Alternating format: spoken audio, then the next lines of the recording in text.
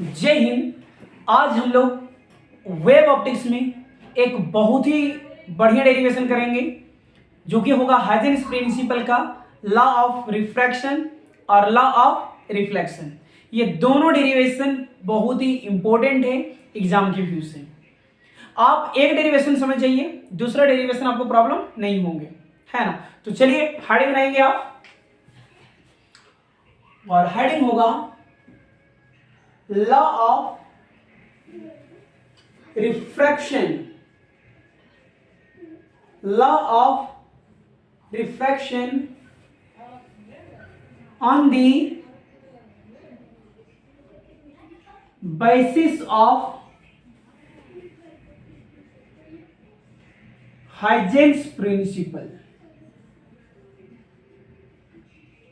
Huygens principle, ठीक है।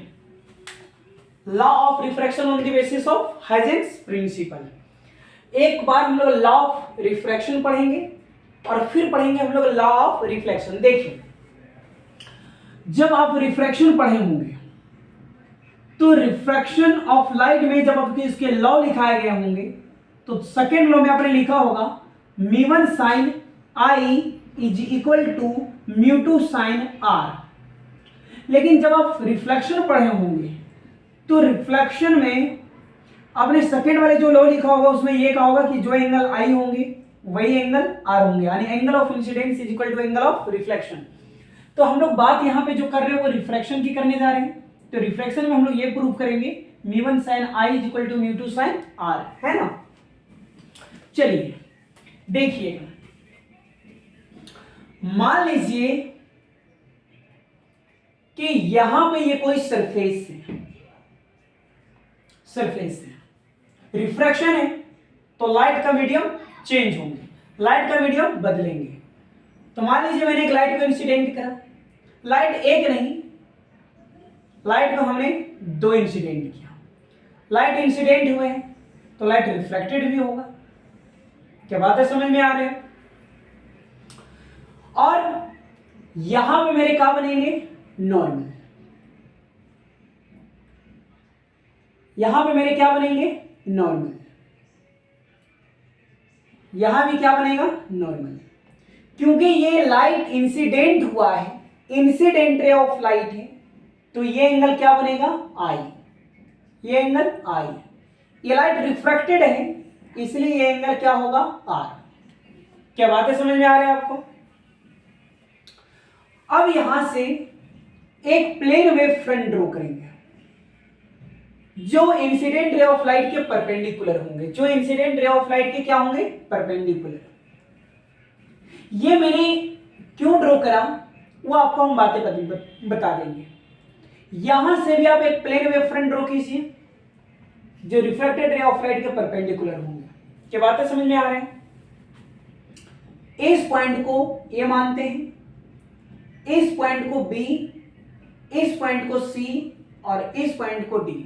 देखिए, जब इंसिडेंट रे ऑफ लाइट यहां से बराबर है, मतलब आप ये कहो कि बी से सी ज्यादा लाइट इंसिडेंट हुआ है, बी से सी ज्यादा लाइट हुआ है, इंसिडेंट हुआ है। जब ये यहां तक बराबर था इसका मतलब बी सी का लाइट ज्यादा इंसिडेंट हुआ है। उसी प्रकार अगर बी से सी का लाइट ज्यादा इंसिडेंट हुआ है तो उतना ही रिफ्लेक्टेड ए से डी का हुआ है। जितना टाइम उसको बी से सी आने में लगा होगा, इंसिडेंट होने में लगा होगा, उतना ही टाइम ए से डी रिफ्लेक्टेड होने में लगा होगा। क्या मेरी बातें समझ में आ रही है आपको, कि जितना टाइम उसको बी से सी में इंसिडेंट होने में लगा होगा उतना ही ए से डी रिफ्लेक्टेड होने में लगा होगा। यहां का स्पीड v1 मानते हैं, यहां का स्पीड v2 मानते हैं, ठीक है। अब एक बात मुझे बताइए, ये लाइट इंसिडेंट है, समझेंगे, ये लाइट इंसिडेंट है और ये प्लेन वेव फ्रंट है। क्या है, प्लेन वेव फ्रंट। और यहां पे आपने एंगल क्या बनाया है, आई। एंगल क्या है, आई। अगर ये एंगल आई है तो ये टोटल एंगल कितने डिग्री का है, 90 डिग्री का। इंसिडेंट रे ऑफ लाइट और प्लेन वेव फ्रंट के बीच का एंगल कितना डिग्री है, 90 डिग्री। तो टोटल जो एंगल है वो है एंगल आपका 90, उसमें से ये एंगल कितना है, आई। तो मुझे बताइए कि ये वाला एंगल कितना हो जाएगा, सिर्फ 90 माइनस आई। क्या समझ में आया?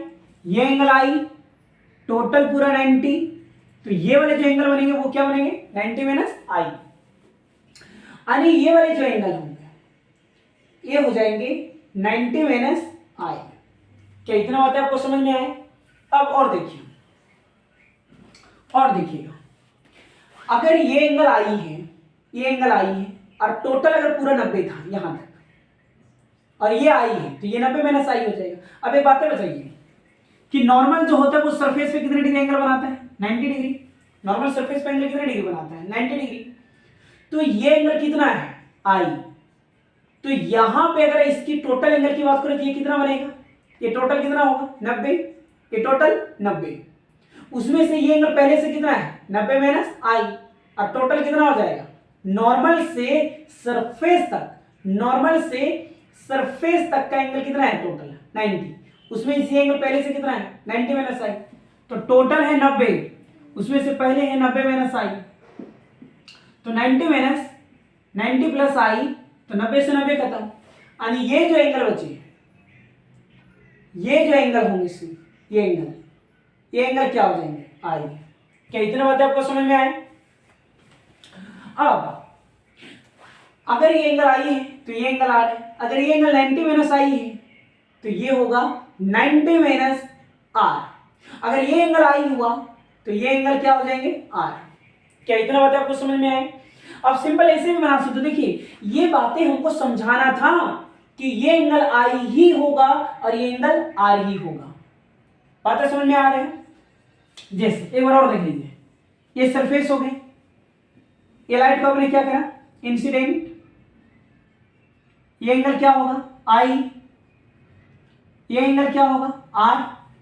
यहां से आपने एक प्लेन वेव फ्रंट बनाया, यहां भी बनाया, इस पॉइंट का नाम ए, बी, सी और डी। और आपको ये बातें पता चल गया है कि ये एंगल आई है और ये एंगल क्या है मेरे, आर। क्या किसी भी तरह कोई प्रॉब्लम नहीं? आप यहां से ऐसे भी बना सकते हो, कोई प्रॉब्लम नहीं है ना? इसमें तो पूरा मैंने आपका जिक्र कर दिया है कि हाँ ये एंगल आई होगा। अब डायरेक्ट भी बना सकते हो ऐसे, है ना? चलिए, तो चलिए देखिए, देखिए एक बार और देखिए, फटाक से देखिए, इंसिडेंट, रिफ्रैक्टेड, एंगल आई, भूलना नहीं है, एकदम हर हाल में नहीं भूलना है। एंगल आर, क्या बनाओगे, प्लेन वेव फ्रंट। क्या बनाओगे इधर भी, plane wave front, A B C D, angle I, angle R, speed v1, speed v2। क्या बातें समझ में आ गई आपको? कोई तरह प्रॉब्लम नहीं है? चलिए अब इसका थोड़ा सा डेरिवेशन जानिए। देखिए, क्या आपने स्पीड बराबर फॉर्मूला पढ़ रखा होगा, डिस्टेंस अपॉन टाइम। और अगर यहां से टाइम निकालिएगा तो डिस्टेंस अपॉन क्या हो जाएगा, स्पीड। क्या बातें समझ में? क्या मैंने कहा, जितना टाइम बी से सी आने में लगाएगा उतना ही टाइम वो ए से डी लगाता है। तो यहां का अगर टाइम निकालिएगा, यहां का, तो टाइम बराबर फॉर्मूला डिस्टेंस, तो डिस्टेंस क्या हो जाएगा, बीसी। डिस्टेंस क्या हो जाएगा, बीसी। स्पीड क्या हो जाएगा, v1। इक्वेशन 1। दूसरा टाइम निकालिए, डिस्टेंस क्या हो जाएगा, AD. Distance AD, speed v2। Equation कितना लीजिएगा, 2। तो यहां से इक्वेशन 1 एंड 2, T1 बराबर T2 यानी BC by V1 is equal to AD by V2। अब यहां से क्या कीजिए, V1 को उठाइए और AD के पास रख दीजिए, और AD को उठाइए V1 के पास रख दीजिए। तो BC बाई AD बराबर V1 बाई V2। और इस इक्वेशन को मैंने मान लिया थर्ड। इन ट्रायंगल देखेंगे, इन ट्रायंगल से मुझे निकालना क्या है, बीसी और एडी। तो आई के लिए ट्रायंगल क्या लीजिएगा, ए बी सी। क्या निकालिएगा, साइन आई, साइन आई बराबर परपेंडिकुलर बाई हाइपोटेनियस, साइन आई बराबर परपेंडिकुलर बाई हाइपोटेनियस। आई अगर ये एंगल आई है तो ये मेरे क्या बनेंगे, परपेंडिकुलर। ये आई थे मेरे क्या बनेंगे, परपेंडिकुलर। और परपेंडिकुलर का सामने वाला हाइपोटेनियस। अगर ये एंगल आई है तो सामने वाला परपेंडिकुलर, तो परपेंडिकुलर क्या हो जाएगा, BC। और परपेंडिकुलर का सामने वाला हाइपोटेनियस, तो BC बाई क्या हो जाएगा, AC। क्या जरूरत है आपको, BC। तो BC अगर निकालिएगा क्या हो जाएगा, AC साइन आई, AC साइन आई। क्या आपको यहां तक दिख रहे हैं, कैमरे में तो कोई गड़बड़ नहीं हो रहा है, कैमरे से दिख रहे हैं ना आपको बिल्कुल। एक बार थोड़ा हम चेक कर लेते हैं। चलिए बहुत अच्छे से दिख रहे हैं। पीछे जगह खाली था, काम बन सकता था, हमें लगा थोड़ा सा दिक्कत हो रहा है इसलिए थोड़ा एडजस्ट किया मैंने, है ना। चलिए देखिए, और यहां पे दूसरा ट्रायंगल लेंगे, इन ट्रायंगल क्या लोगे, ADC। आर को निकालने के लिए ADC, in triangle ADC sine R perpendicular by क्या है ये, R। तो सामने वाला परपेंडिकुलर, तो परपेंडिकुलर क्या हो जाएगा, AD, परपेंडिकुलर AD। अगर ये परपेंडिकुलर है, अगर ये परपेंडिकुलर, तो परपेंडिकुलर का सामने वाला हाइपोटेनियस, यानी AD बाई AC। यहां से AD निकाल दीजिए, क्या हो जाएगा, AC साइन R। क्या बात है, समझ में आए। फ्रॉम इक्वेशन थर्ड में पुट कर दीजिए, BC बाई AD बराबर V1 बाई V2। BC क्या लाया है, AC sine I, AC sine R, है ना। और V1 बाई V2, AC से AC खत्म हो जाएंगे, तो sine I by sine R is equal to V1 by V2। अच्छा एक बात है समझिए, आपने जब रिफ्रैक्टिव इंडेक्स पढ़ा होगा तो म्यू बराबर फॉर्मूला पढ़ा होगा C बाई V, म्यू बराबर C बाई V निकालिएगा तो C बाई म्यू। अगर मान लीजिए ये V नहीं क्या है, V1, तो ये म्यू1 होगा। मान लीजिए V1 बाई V2 है, तो C बाई क्या हो जाएगा, म्यू2। C से C कैंसिल और म्यू2 गुना होकर कहाँ जाएगा, ऊपर। तो V1 बाई V2, म्यू2 कहाँ जाएगा, ऊपर, और नीचे क्या हो जाएगा, म्यू1। तो V1 की जगह पे क्या लिख सकते हैं, म्यू2, और V2 की जगह पे म्यू1। क्या हो जाएंगे, sign I sign R, V1 की जगह म्यू2 और V2 की जगह म्यू1। क्रॉस मल्टीपल कर दीजिए, आ गया आपका mu one sine I is equal to mu two sine R, है ना। और ये प्रूव हो चुके हैं आपकी law of refraction on the basis of Huygens principle, है ना। स्क्रीनशॉट कर लेंगे इसे आप। दूसरा भी डेरिवेशन हम आपको बता ही देते हैं, है ना। ये रिफ्रैक्शन था, हम आपको रिफ्लेक्शन का बताते हैं, ठीक है। चलिए स्क्रीनशॉट कर लीजिए। चलिए हो गया वो वाला। चलिए दूसरा हेडिंग बनाइए। दूसरा हेडिंग बनाएंगे बच्चों वाले डेरिवेशन है, बच्चों वाले law of reflection, law of reflection on the basis of Huygens principle, है। देखिए अगर आपको रिफ्रैक्शन समझ में आ गया तो रिफ्लेक्शन का हम डायरेक्ट इस्तेमाल कर देते हैं, है ना। रिफ्लेक्शन वाले हम डायरेक्ट आपको बता देते हैं, है ना। आप अच्छे से कवर कर लीजिए सर, कोई प्रॉब्लम नहीं होगी।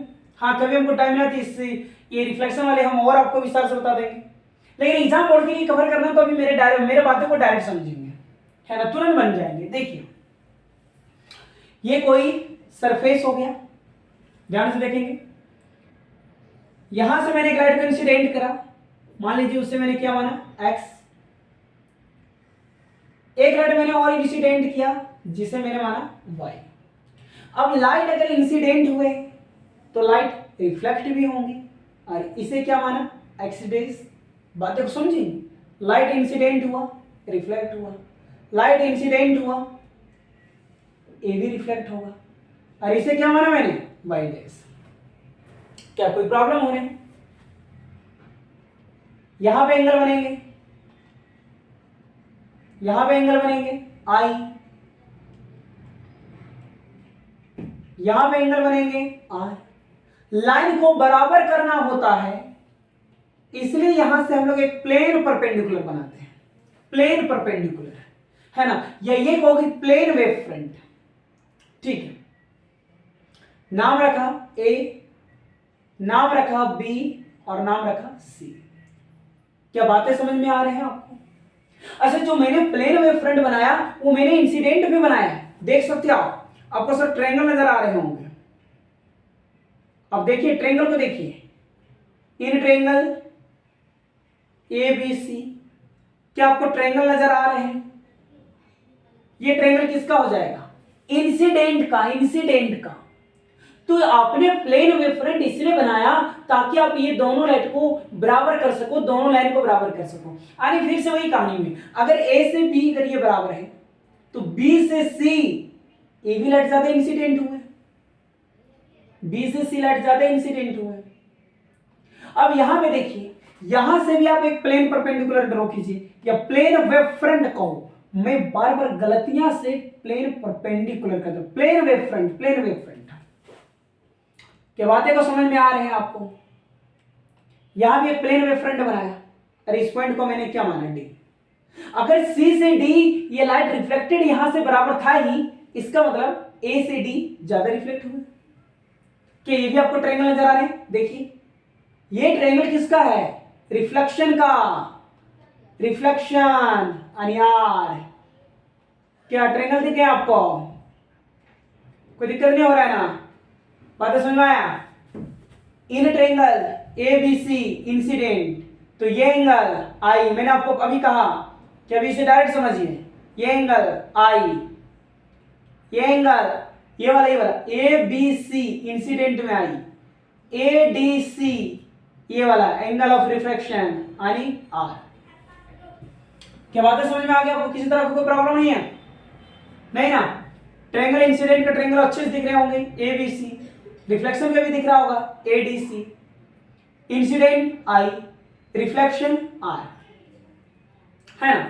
चलिए थोड़ा सा टाइम बता दीजिए हमको, टाइम बता दीजिए, और टाइम निकालिएगा तो BC इंसिडेंट, BC ये हो जाएगा डिस्टेंस, स्पीड तो सर रिफ्लेक्शन है ना, जितना लाइट इंसिडेंट होने में लगेगा उतना ही रिफ्लेक्टेड होने में लगाएंगे, तो स्पीड तो कॉमन होंगे, तो BC by B, BC by B, कितना ज्यादा रिफ्लेक्टेड, कितना ज्यादा reflected, AD, AD by B. Equation को माना 1, इक्वेशन 2, तो फ्रॉम इक्वेशन 1 एंड 2 क्या हो जाएंगे, T1 बराबर T2, BC by V is equal to AD by V, तो BC is equal to AD, BC is equal to AD, equation हो जाएंगे थर्ड। इन ट्रायंगल फिर से ले लीजिए, आई को निकालेंगे, ए बी सी, ए बी सी, क्या यही चीज आपने लिखा था, शन आई परपेंडिकुलर, ये आई सामने वाला परपेंडिकुलर BC, ये ना परपेंडिकुलर होगा, है ना, BC परपेंडिकुलर, और परपेंडिकुलर का सामने वाला हाइपोटेनियस, तो BC बराबर क्या हो जाएगा, AC साइन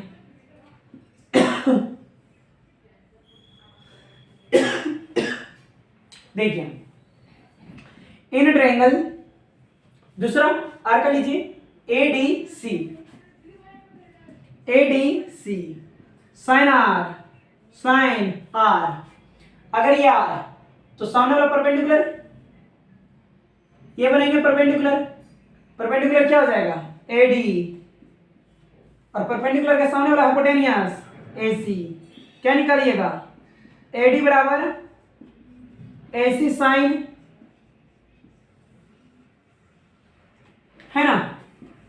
चलिए पुट कर दीजिए, फ्रॉम